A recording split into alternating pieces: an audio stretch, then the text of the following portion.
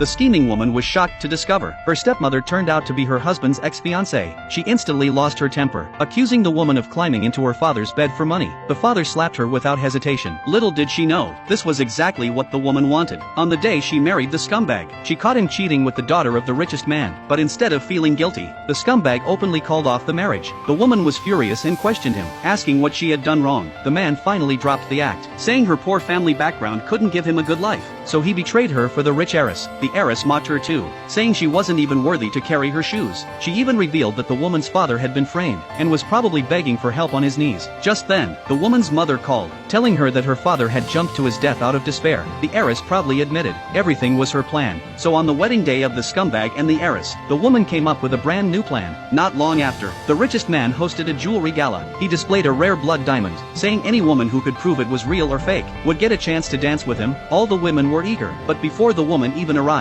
she had already declared the necklace was fake. She detailed its origin and background, and said without doubt it was counterfeit. The whole crowd was shocked. No one believed the richest man's blood diamond could be fake. He asked her for evidence. She explained that the real one had natural ice cracks that glowed blue in the light, but this one was far too perfect. The richest man agreed with her judgment, and she reached out to invite him for a dance, but he immediately saw through her little trick, asking if she was purposely showing off to attract him. She brushed it off, saying he was too self-absorbed, but as she turned away, he caught sight of a butterfly tattoo on her back. Suddenly remembering his savior also had that tattoo, he was certain she was the one who saved him. As she left, she gave him her business card. Later that night, she waited for his call, and right on time, he phoned her, saying he had rare jewels that needed her expertise. She gladly agreed, and went to the restaurant he arranged. As she ate, the richest man asked the waiter to bring out a collection of jewels. To her shock, they were all priceless treasures worth billions. Before she could even analyze them, the richest man sat beside her, and directly asked her to marry him. The woman was thrilled, because this was exactly what she wanted. But as soon as they returned to the hotel, they were spotted by the heiress and the scumbag, who tried to follow, but were blocked by security.